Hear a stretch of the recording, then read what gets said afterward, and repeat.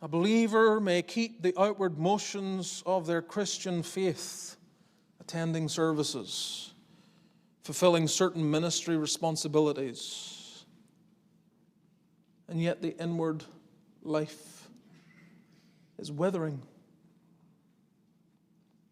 So how might you discern it?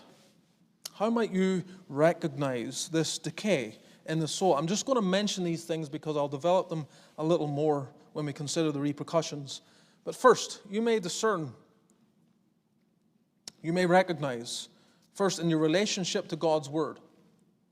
This is basic, right? We're not dealing here with something that is profound in the sense of the newness of it.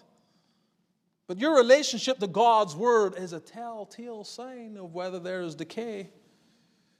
Are you reading it to hear from God and learn of Christ?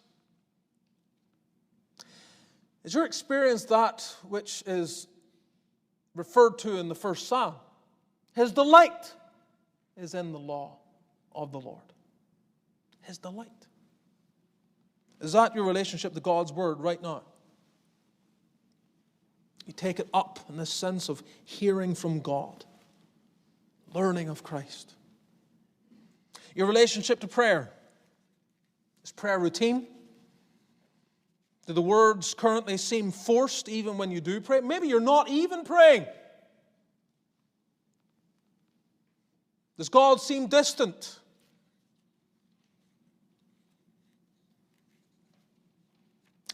And then your relationship to sin.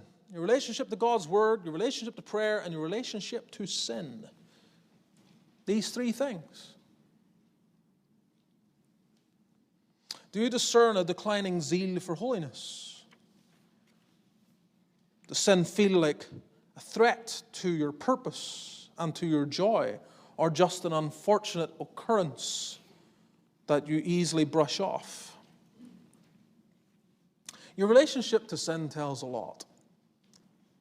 No, sin is an ongoing problem. We're very conscious of it, and you see the lament of the Apostle Paul. The good that I do not. The evil that I would not, that I do.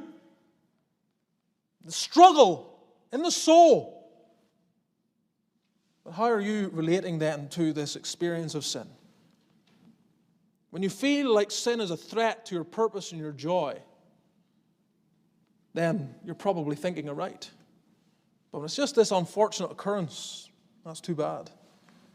Then there's perhaps a form of decay that is set in. And then you mask it. You mask these things. The fact that there's no real proper relationship to God's Word or prayer or sin. The relationship is all messed up. It's not what it should be. You cloak it then in religious busyness. You have a schedule filled with ministry, trying to substitute a real heart walk with God, and you can't.